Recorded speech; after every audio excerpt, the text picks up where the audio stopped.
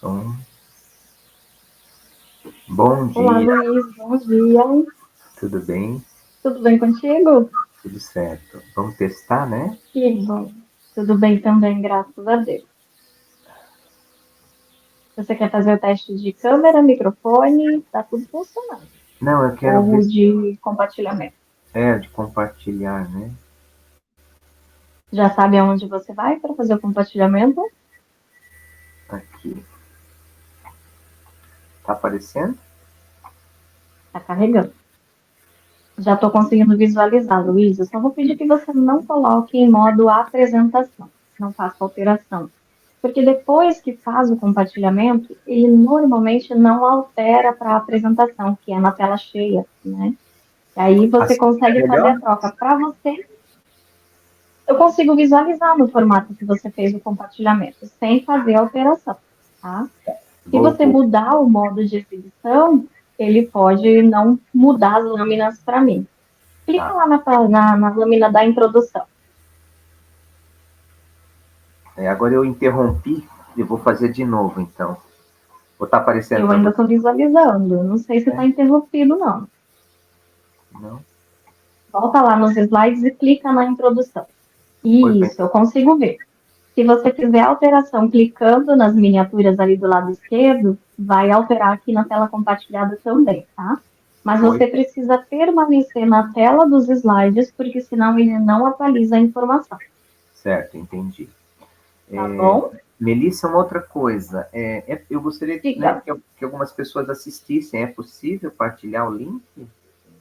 Só se você fizesse a solicitação no momento de agendamento. Aí essas pessoas teriam sido inseridas na sala. Que O que pena. você pode fazer é enviar o link da gravação depois. Aí elas poderão assistir a apresentação, mas não Ah, ao vivo. Não tem como a gente inseri-las agora. tá bom. Paciência, então. Não sabia. A minha esposa está aqui bem decepcionada que ela queria. Não é uma defesa pública? É. Mas ela consegue te acompanhar melhor ainda, no melhor ângulo, do teu lado. Ah, então tá bom. Não tem problema. Tá Depois certo. dá para assistir normalmente, tá? Você pode Tá. encaminhar o link e qualquer pessoa que você queira, você pode enviar para que eles possam assistir. Então tá bom. Vamos fazer assim. Perfeito. Luiz, eu sou a professora Melissa e vou fazer a avaliação referente à sua apresentação de hoje. Certo. Lembrete, você tem de 10 a 15 minutos para poder explorar os pontos que considera serem os mais relevantes. Pode também utilizar os seus slides que estão já aqui na tela compartilhada como material de apoio para a apresentação. E aquelas etapas já estão, né, destacadas nos slides. Bem como respeito ao tempo limite, eles fazem parte do processo avaliativo. Se estiver pronto, pode começar então se identificando o polo, o título da pesquisa e dê continuidade na sequência dos demais tópicos até o final. Então tá, bom dia. Sou Luiz Everson da Silva, do Polo de Matinhos, né? E estou fazendo a apresentação do meu TCC, que versa sobre a produção da Hildegarda de Bingen e a trajetória de pesquisa com plantas medicinais aqui no litoral do Paraná. Por que que esse tema é importante, né, no nosso entendimento? Então, esse artigo ele tem por objetivo fazer uma correlação, né, entre as práticas de plantas medicinais no litoral do Paraná, à luz da ecologia integral proposta pelo Papa Francisco, tendo como referência esse espaço territorial, que é o litoral, né? Buscar compreender os saberes e os conhecimentos do manejo dessas plantas, em sintonia com o trabalho de Delgarda de Bingen, né? Que fez toda essa trajetória no século XII. Bom, mas quem é Edgarda de Bingen, né? Ela também é apelidada de Sibila do Reno, foi uma monja beneditina, mística, teóloga, pregadora, compositora, naturalista, médica informal, né? Poetisa, dramaturga e também uma escritora, né? Foi mestra no mosteiro de Ruptsberg, em Bingen, né? Nas margens do rio Reno, lá na Alemanha, e junto com Teresa d'Ávila, Teresa de Lisieux, né? E também Santa Teresinha, Santa Catarina de Sena, né, considerada doutora da Igreja desde 2012. Ela é uma santa que foi canonizada, então, por Bento XVI. Então, aqui a gente tem uma imagem dela, o trabalho que a gente se baseou e que a gente buscou um aprofundamento maior foi esse texto à direita, de Físicas, que é um texto que versa sobre as plantas e uma série de outros animais, outras fontes, digamos assim, da natureza, né? Física, também conhecido como ciências naturais, do latim. Então, foi nesse texto que a gente se debruçou para contextualizar o uso das plantas no litoral do Paraná, com a questão das plantas que Delgado usava no século XII, e isso tudo, né, permeado por essa teologia, né, da Laudato Si do Papa Francisco. Então, contextualizando um pouquinho o nosso tema, então, no litoral do Paraná, nós temos uma das maiores extensões de terra, com 80% do território sendo unidade de conservação. Nós temos algumas comunidades que fazem uso das espécies, das plantas medicinais para fins curativos, né?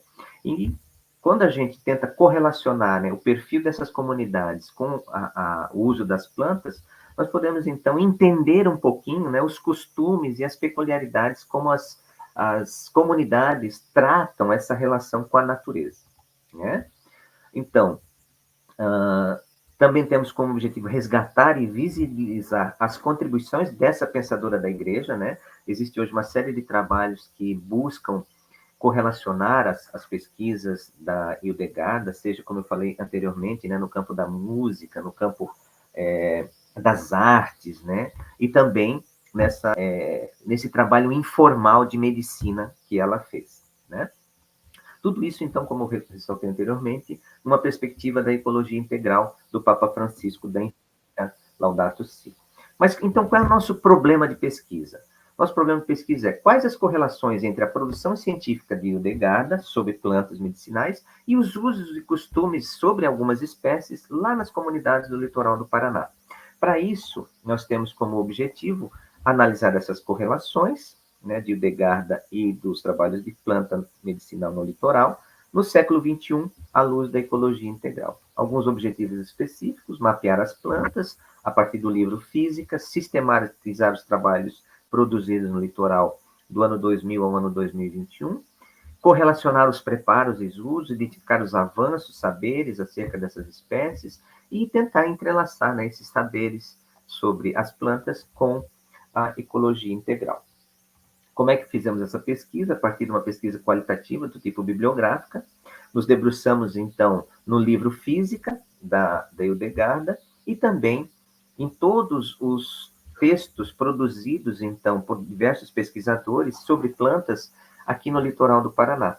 Usamos, então, alguns marcadores booleanos: plantas medicinais, litoral do Paraná, ecologia integral, Hildegard de Bingen, e a palavra física, né, que significa, então, ciências naturais, nesse período de 2000 a 2021. Bom, como é que nós fundamentamos, teoricamente, o nosso trabalho? A princípio, temos, então, como uma das fontes a questão da Mata Atlântica, o primeiro bioma brasileiro assegurado por lei, todas as suas normativas, elementos de proteção, conservação e recuperação, e também a grande questão, que é o uso sustentável desses recursos naturais. Depois nos debruçamos também nesse livro Física, Causa e Cura, da Hildegard, né? Nessa obra, então, nós temos lá plantas, animais e os usos terapêuticos de algumas espécies, né? E também nesse livro Causa e Cura, ou seja, Causa e Cura, a abordagem integrativa dessa medicina mais holística, né? Então, a Hildegard, no século XII, ela era considerada uma mística, e também nós temos ali toda uma perseguição da igreja a algumas mulheres consideradas bruxas. Então, temos alguns elementos aí também contraditórios da sociedade que se estruturava naquela época, né? Mas o trabalho dela encontra amparo, né, num bispo que entende que toda a contribuição dela e depois a formação dos mosteiros que ela foi liderando ao longo da vida, né? Ela morreu com 81 anos, já bem velhinha, mas ela contribuiu muito, né, nas discussões, na produção de alguns textos, e essa questão, então, dessa medicina holística, esse olhar sobre os influxos dos elementos da natureza, também são elementos importantes que a gente pode, digamos assim, relacionar com a ecologia integral do Papa Francisco e também como as comunidades, né, sejam elas tradicionais ou não, em pequenas regiões, principalmente rurais do nosso Brasil, especificamente aqui no litoral do Paraná, elas estão ancoradas nesse trabalho da Hildegard. Bom, na pesquisa de Hildegard, então, ela se debruça sobre a natureza, pesquisa os usos terapêuticos das plantas, né? Aprofunda a tradição beneditina, ou seja, como é que ela chegou nessa questão, então, das pesquisas com plantas? Ela se baseia em Galeno, né, numa perspectiva mais, digamos assim, grega do conceito de farmácia galênica, né, que ou seja, uma farmácia em que os conceitos são mais complexos, diferente de uma farmácia médica, que era um outro conceito que tinha também nessa época.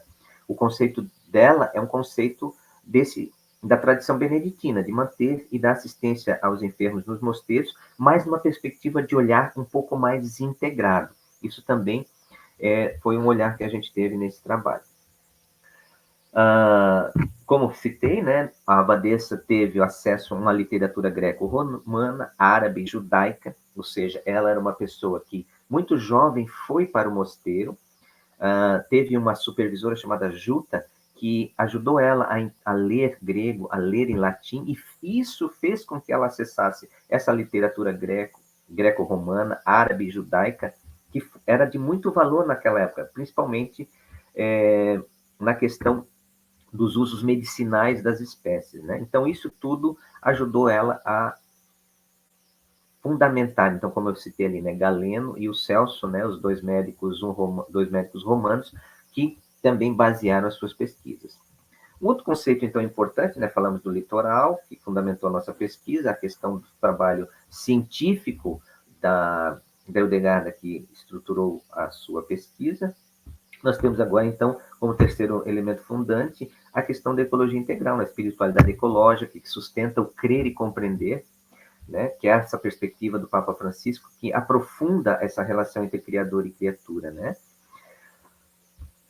Pensando o quê? Uma relação de confiança, né, que os seres humanos, então, experimentem as maravilhas do Senhor em uma dimensão trinitária, não só utilitarista, né? Nós vivemos uma sociedade extremamente utilitarista. Então, a perspectiva do Papa Francisco para a Laudato Si é estabelecer uma relação de aliança responsável, de conhecimento, que entrelaça o cuidado e a proteção do planeta como um todo, né? O Gaia, pensando a Terra como um Gaia, um ser vivo que pulsa, né? E é interessante também que nessa busca teórica dos achados que eu fiz, achei um texto bem interessante, né? Um texto de 2012, que começa, né, que tem como título, ele foi publicado na revista de medicina, pesquisa em medicina complementar da Alemanha, ou seja, os trabalhos da Hildegard na Alemanha, eles hoje são muito fortes, porque as pessoas buscam, principalmente a questão da saúde, do cuidado da saúde como uma das suas prioridades, e lá os achados de Hildegard são bem difundidos. Então, esses pesquisadores, eles fazem a pergunta, né? Realmente, esses achados da Hildegard, eles são pura sorte ou realmente faz sentido, né? Então, esse texto, eles pesquisaram 175 plantas, constataram que 30 delas ainda têm validade até hoje o seu uso, né? Bom, a partir disso, o que a gente fez, né? Então, olhando essa questão da botânica, da farmacologia e da medicina, né, nós nos debruçamos nesse texto aí da física, é um compêndio de 230 capítulos, representa um herbário, ele foi, durante 4 séculos, a fonte maior de pesquisa sobre plantas em toda a Europa, principalmente lá na Alemanha, na região de Heidelberg. Bom, então, agora um pouco do nosso trabalho. Então, a gente conseguiu relacionar as plantas que foram pesquisadas na região do litoral do Paraná e comparamos, então, com as plantas dessa lista enorme aí de mais de 230 espécies dos trabalhos da Hildegard. E aí a gente tem algumas aí em destaque: aloe vera, arnica, beladona, camomila, calêndula, cânfora, confrei, palavrinhas que estão muito presentes aí no nosso uso popular, né? Gengibre, lavanda, manjericão, mirra, orégano, psyllium, tomilho, valeriana, né? Então, a gente pode ver, por exemplo, num dos trabalhos, né, aloe vera, camomila, arnica confrei, canela, gengibre, hortelã, poejo, manjericão, valeriana, são algumas plantas presentes, né, lá no litoral do Paraná, que também estão nesse compêndio da Hildegarda. Depois, confrei, beladona, gengibre, alho, aloe vera, né, a gente conhece aí a babosa, as lamiáceas, hortelã, lavanda, alecrim, boldo.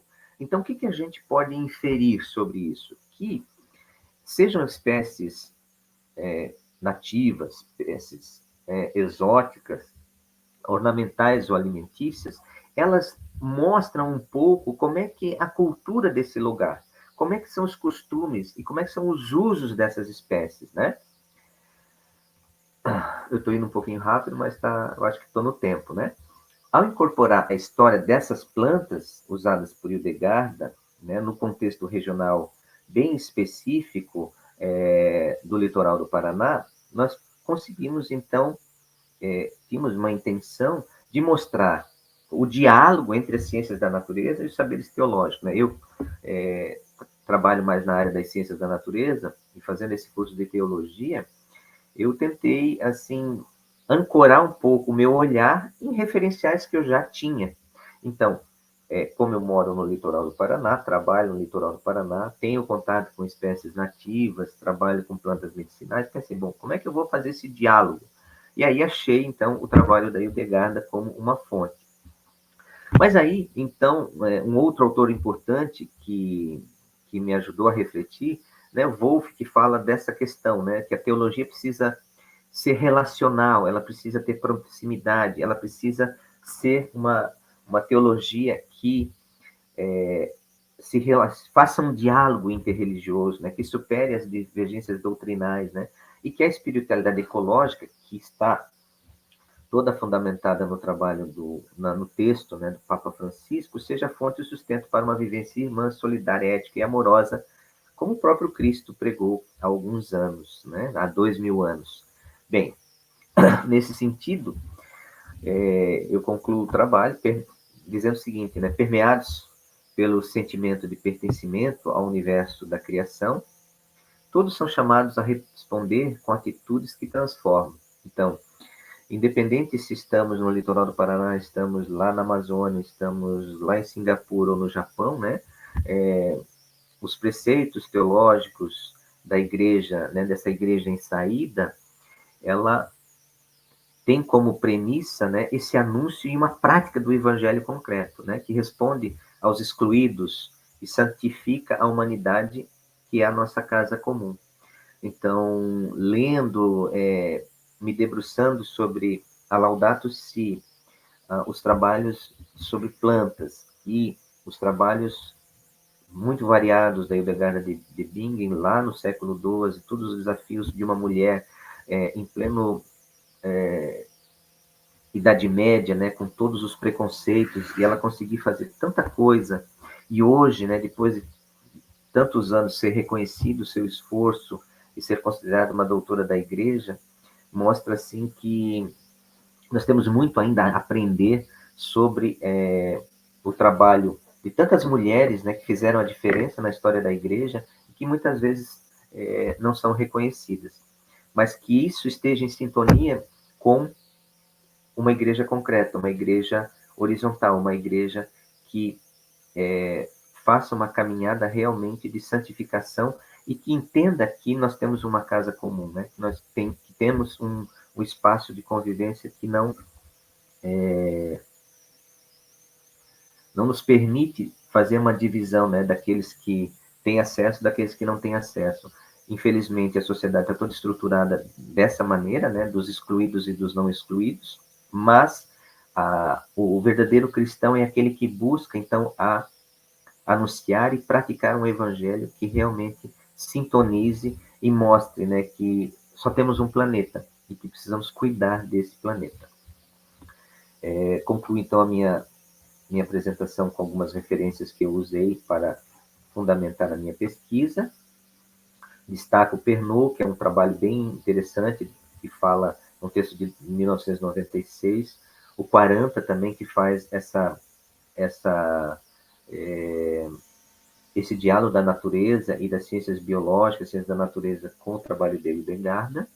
O trabalho lá da Alemanha, né, que fez todo esse levantamento estatístico. E eu quero agradecer, então, meu filho, minha esposa, que me incentivaram muito para concluir esse curso.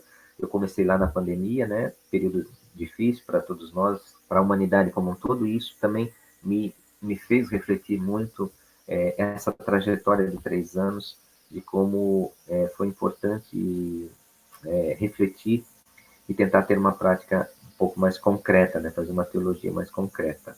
Agradeço a vários amigos, várias pessoas que foram importantes, pessoas que começaram comigo na pandemia e hoje não estão mais. Minha sogra foi uma grande incentivadora, né? A Covid ela é boa, minha mãe também, que sempre torceu por mim. E os amigos, parentes, um beijo no coração de cada um e encerro assim a minha apresentação. Muito bacana, Luiz. Você pode agora desfazer o compartilhamento clicando no mesmo ícone que você clicou para compartilhar. Ele automaticamente desfaz, tá? Aqui em cima ele está pintado. Isso, já foi. Já atualizou aqui. Só para te atualizar em relação ao tempo, nós ultrapassamos 2 minutos, tá? Mas não chega ainda a gerar o desconto de novo.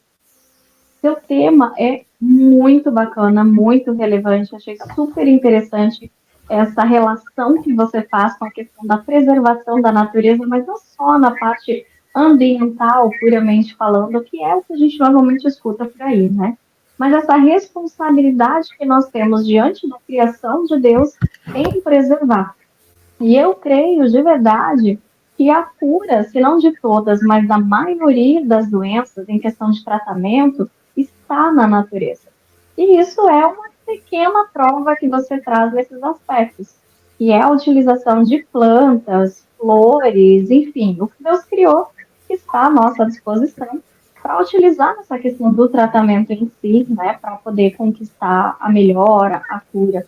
E o que a gente vê hoje, na verdade, a medicina como um todo, não é que ela necessariamente descartou esse conhecimento, mas usa-se muito a questão sintética, né? Fabricada, o que já perde um pouco daquela essência medicinal que as plantas especificamente têm na sua pureza, né? Na própria planta em si, não nessa transformação que ela perde algumas propriedades.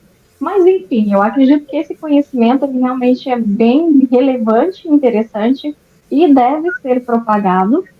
Eu ia até comentar sobre a questão da época, né, que as mulheres eram consideradas bruxas por causa disso, mas você já fez essa abordagem e é bem interessante mesmo, porque ao longo da história a gente percebe que esse conhecimento foi passado, né, de pai para filho, mãe para filha, isso foi propagado de uma certa forma e utilizado, porém com visões diferentes até que essa mudança toda aconteceu na nossa sociedade atual, né? Mas a gente percebe algumas áreas da medicina que trazem essa busca, essa pesquisa aprofundada a respeito da parte natural e torna-se hoje uma parte mais evidente também a utilização de plantas, de produtos naturais para os tratamentos. E eu queria saber de você, Luiz, pode falar. Que, lendo, né, um pouco da história dela, então ela tinha essa fundamentação greco-romana, ou seja, uma perspectiva galênica, que é um ser humano como um ser complexo, né, e daí toda a medicina se estrutura disso, mas também havia, mesmo nessa época, uma outra medicina, uma outra farmácia, que era uma farmácia de resolver o problema da pessoa, né, e ela se baseou um outro tipo de farmácia, né. É porque a gente também sabe hoje que a maioria dos medicamentos trata basicamente os sintomas, né? Ele não necessariamente cura as doenças. O corpo é que acaba trabalhando para conseguir combater esses aspectos.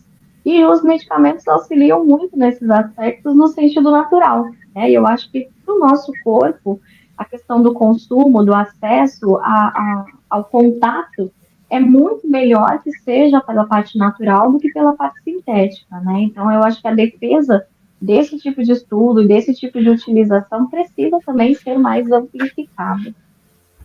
E eu queria saber de você, Luiz, sobre a construção deste teu trabalho. Você considera que essas leituras que você fez, todo o processo de escrita, elaboração do texto, contribuíram com a sua formação? Nossa, porque assim, eu sou químico, né? Eu tenho uma formação em química, né? Imaginei, Hã? Você imaginou? imaginei. E aí, como é que eu poderia, assim, sendo um sujeito das ciências naturais, né, achar um tema na teologia que me motivasse, né? Então eu fiquei esses 3 anos Uhum. pensando, poxa, qual que eu vou achar? Eu tinha pensado em falar um pouco da juventude, aí eu pensei em, na relação de São Paulo com o Timóteo, que era um jovem que ele incentivou, e aí eu pegar um texto do Papa que também falasse um pouco dos jovens, né? Mas não era uma coisa que eu tinha muitos elementos. Despertava essa vontade de ler e escrever, né? Há um tempo atrás eu acessei alguma coisa procurando coisas e achei essa mulher fantástica, essa santa fantástica, né? E aí comecei a ler sobre ela e ver assim, nossa, ela tem salmos lindos, né? Que hoje são tocados em pianos. Ela tem poesia, então assim uma pessoa realmente que dá vontade de você estudar, né? E imagina esse livro dela, são vários volumes. Eu fiquei pensando, é uma mulher lá no século XII, e aí ver que em outras regiões do mundo, na França, na Alemanha, principalmente, tem muita coisa hoje borbulhando sobre ela, né? Desde que ela foi considerada santa em 2012 pelo Papa Bento, explodiu assim, descobriram que ela existe, né?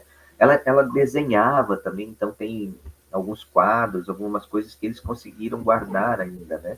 Já faz muitos anos, mas ainda alguma coisa tem. Então, foi me instigando assim a tentar. E aí achei o fio da meada, né? Eu sempre estava nessa tentativa. Eu preciso achar um tema, né? Procurei alguns textos, por exemplo, do Marcial Massaneiro, que também é um pesquisador da PUC, né? Um professor de teologia que faz essa relação de ciências da natureza com a teologia, mas aí ele vai uma outra perspectiva. Daí achei textos do Padre Wolff ali também, e assim fui juntando, né? E achei um caminho. Quero ver aí se eu consigo fazer um mestrado e usar um pouco disso também. Uma mulher completamente fora da curva para sua época, né? E aí a gente precisa, né, nesse momento, com tantas questões que são ainda as mulheres dentro da igreja estão em posições subalternas, a gente precisa enaltecer mulheres que fizeram muita diferença. Né? Então, a minha esposa ainda diz, poxa, nós temos 4 santas doutoras da igreja. E quantos santos doutores? Tem muito mais, quer dizer. Então, tem muitas mulheres ainda a serem descobertas como doutoras da igreja. Né? Eu tentei montar o microfone antes pro carro do São Batata aqui, mas acho que não vai dar certo. Ele tá chegando por aí, daqui a pouco você escuta ele também. Mas, Luiz, como eu te disse lá no início, a minha avaliação ela é apenas baseada na sua apresentação realizada hoje, sem dúvida nenhuma, aprovado, hoje com nota 10. Parabéns. Cara, Eu tenho duas pequeninas observações só para deixar para você como sugestão de melhoria para as próximas apresentações que porventura você venha fazer. A primeira delas é com relação ao cuidado com a realização de leitura durante o processo de apresentação. Existem algumas coisas que a gente pode ler durante a apresentação, mas o principal é que ela seja feita com autonomia, que foi o que você realizou na maior parte da sua exposição. Em alguns pequenos momentos, você acaba fazendo a leitura de alguns trechos que estão no teu trabalho, no teu material de apoio, ali nos slides. Isso acaba descaracterizando, então, a apresentação em si, né? Então, cuidado com esses trechos mais extensos, para que você não venha acabar realizando essa leitura, caracterizando a leitura como consequência descaracterizando a apresentação. Separe, talvez, construir o teu material de apoio, já que você realmente não precisa dele em questão de textos explicativos, trechos ainda menores. Ao invés de só destacar as palavras no meio do teu texto explicativo, tire elas desse texto. Coloque como se fossem palavras-chave, frases curtas, tópicos menores. Ou até mesmo usar outros recursos textuais, como nuvem de palavras, mapa mental, que são maneiras de fornecer essas informações, mas não necessariamente em forma de texto. Assim também facilita para o teu ouvinte que, enquanto você traz a explicativa, a consequência normal é tentar seguir no texto onde o que você está falando. Mas você não está usando especificamente as palavras do texto. Então, isso pode até, quem sabe, gerar um pouco de confusão, dependendo de quem está acompanhando a apresentação com você. Então, separar esse texto em pequenos destaques, eu acho que vai ser ainda melhor para você, na questão da utilização, da abordagem dos assuntos, e também para quem está te acompanhando, para que consiga perceber que essas explicativas são apenas pontos-chave para que você possa detalhar. Tá? E não tem que ficar acompanhando junto com a sua fala o que está escrito, porque na hora de ler a gente desvencilha a tua voz. Então, ou você lê, ou você presta atenção no que está falando. Pode gerar um pouquinho de confusão nesse aspecto. Por isso, eu acredito que seja melhor enxugar um pouquinho os seus slides, colocar observações mais direcionadas para facilitar essa compreensão. Mas fica a teu critério, é apenas uma sugestão minha. E a outra observação, que é em relação principalmente à questão de ser uma pesquisa acadêmica, é a identificação das referências. Nós não temos o costume de detalhar o tópico lá no final da apresentação. No máximo, é como você fez. Uma pequena exposição, ou fica lá aparente para acompanhar, para poder buscar, mas a gente não aborda essa informação de forma detalhada, como exposição. Nas citações dos autores, é muito importante que você faça essa indicativa. Então, todas as suas citações ali na fundamentação teórica, você pode destacar especificamente aquele trecho da fala do autor, aquele que é mais importante de todos, e este sim você pode e é ter recomendado que se faça a leitura. Afinal, são palavras do autor e não nossas, então assim você nem corre o risco de fazer qualquer alteração em relação ao que eles dizem. E traz um pouco mais de credibilidade para a tua exposição, como tem o teu trabalho escrito. Então, no momento da citação do embasamento teórico, a gente recomenda essa leitura, traz os destaques pequenos, trechos mais curtos dos autores, mas identifique também a referência. Autor, ano e página. O teu ouvinte, é importante sempre pensar ou imaginar que ele não tem acesso ao trabalho escrito. Sim. Então, essa informação é importante para que ele também possa, quem sabe, se tiver curiosidade, encontrar a fonte de pesquisa que você utilizou para buscar mais detalhes, além do teu próprio trabalho. Com essa indicativa, ele tem o que é suficiente para isso. Isso principalmente porque se trata de uma pesquisa acadêmica, um trabalho científico, então é interessante você fazer essas evidências de referência de forma verbalizada também. Sabe, hoje não tivesse dado certo de fazer o compartilhamento de tela. Então, nem acesso visual que o ouvinte teria. Por isso que é importante você sempre verbalizar esses dados para poder fornecer as informações mais completas. O processo de construção em relação aos tópicos do teu trabalho, você fez corretamente. Isso é muito importante para que a gente consiga caminhar e construir junto com você essa pesquisa. Entender esse contexto geral, a mensagem que você deseja passar. E a linguagem explicativa que você utiliza, ela é simples, clara e objetiva. E a questão da quantidade de informações que estava no teu material, a tua preocupação acaba sendo vencer todo aquele conteúdo. Se você reduzir os dados que você tem ali, vai ficar ainda mais fácil para você poder fazer essa abordagem com liberdade, com autonomia, sem essa preocupação de precisar acelerar. Porque a tua exposição, você demonstra domínio do conteúdo, você sabe do que está falando e tem uma desenvoltura muito bacana no momento de falar sobre o assunto. Então, eu acredito mesmo que esses trechos menores vão facilitar essa parte de exposição, de fala, para você também, assim como para quem está te acompanhando e ouvindo junto contigo. Foi uma excelente apresentação, Luiz. São só alguns pequenos detalhes que vão abrilhantar ainda mais as suas próximas exposições. Parabéns. Obrigado aí pelas palavras. Realmente, assim, a gente nessa vida corrida, né, professora, eu fiz e a gente fez mudança essa semana, assim, a nossa casa estava uma bagunça, eu sempre gosto de treinar um pouco antes, e eu sei da importância que a gente destacar, né, algumas coisas no texto, e isso flui muito melhor. Mas eu não realmente, assim, não consegui me debruçar para poder me dedicar um pouquinho mais aos slides. Já estava, né, eu fiz várias vezes a leitura do texto, como eu achei que vocês teriam, né, o artigo, seria mais fácil também de alguns tópicos serem destacados, mas você falou, né, a audiência nem sempre ela tem acesso ao documento, e aí é importante, né, destacar alguns pequenos trechos de alguns autores para poder fundamentar melhor, né? Tá bom, obrigado. Mas, como eu disse, foi uma excelente apresentação, Luiz. É só um direcionamento maior em relação à característica do tipo de trabalho. Isso só vai trazer ainda mais credibilidade para você. Vou melhorar, vou E para a melhorar. gente poder. Imagina, já está excelente. Se ficar melhor, vai ser ainda mais interessante de assistir próximas observações e exposições futuras, viu? Gostei da sua ideia de Para a fazer gente alguns finalizar. mapas, assim. Eu acho que fica legal mesmo. Mapas Porque mentais. assim você consegue, por exemplo, reduzir a atenção voltada para os seus slides e trazer mais para o que você está fazendo, a abordagem explicativa, né?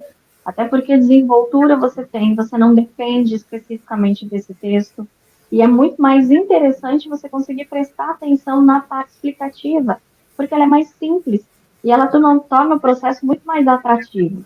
Quando tem muito texto, além da sua preocupação em vencer todo esse conteúdo, o tempo passa rápido, né?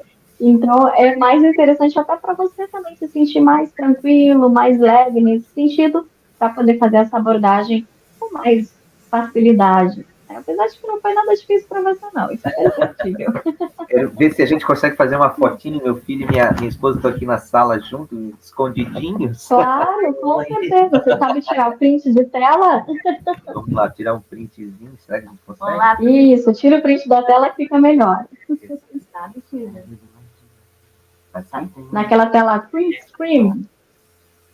Não, pai, é no negócio que você pega com o mouse. Tem onde o senhor pega a rede, é do lado. Onde, filho? Tem o POR, do lado do POR. Aqui, Amanda. Faz a de filho, vamos ver.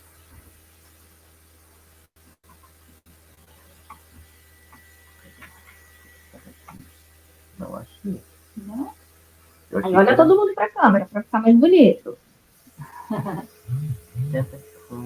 Vamos, vai ali, filho, então. Faz uma carinha bonita.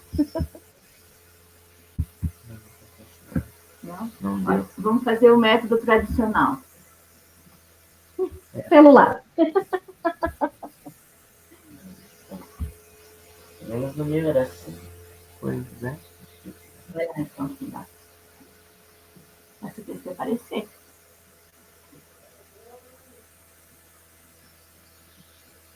Apareceu. Deixa eu ver, saiu? Pronto. Aê, saiu. Recursos e dispositivos a gente tem de monte. O que não der certo, troca pelo outro, não é? Não, esse fica maior. Ó, vamos fazer Faz de mais novo. mais uma, prof. Ai, que clicou no meu. Aí, ó.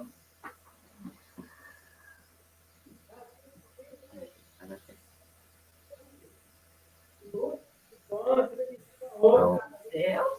Ah, Perfeito. obrigada, professora. Muito obrigado. um abraço. Imagina. Luiz, só para a gente finalizar, eu deixei algumas observações registradas no chat. Tá. O chat você vai encontrar aqui em cima também, no topo da página, perto de onde você fez o compartilhamento de tela. Ele está pintado em amarelo para você. Se você encontrou, pode clicar. Ele vai abrir lá no canto direito da sua tela e você pode acompanhar junto comigo. A primeira informação que eu inseri foi sua nota. Lá na central da Uninter, eles também já têm acesso a esses dados e podem dar continuidade no processo para o encerramento do curso. E este processo leva no máximo 48 horas úteis, tá? A outra observação que eu coloquei ali é um link de acesso, porque agora você também pode fazer a avaliação dessa banca. E essas informações são importantes para que agora a gente também possa saber como foi para você essa experiência. Então, se puder participar, nós agradecemos muito, viu? Só clicar no link ali que está no chat, abre uma nova aba da internet para você. Formulário do Google, bem simples e rápido de realizar o preenchimento. E além dos seus dados pessoais, vai pedir que você também identifique quem foi o avaliador. E neste caso é o meu nome. Clássico copia e cola funciona, tá? Então é só selecionar ali no chat, copiar e colar lá no formulário, tá bom? Sim, já identifiquei. Perfeito. Luiz, foi um prazer te conhecer e um prazer fazer parte da sua história acadêmica, viu? Obrigado, um abração, professora. Bom fim de Um semana. abraço para você, bom fim de semana. Abraço para a família toda. Tchau, tchau. Só fecho aqui, né? Para você sair da sala, só clicar no telefone vermelho. Se você já abriu o formulário e já copiou meu nome. Se não, rapidinho ali, copia e cola lá no formulário e aí você já pode fechar a sala, tá bom? Tá bom. Deixa eu copiar aqui. Um abraço, Luiz. Tchau, tchau. Tchau.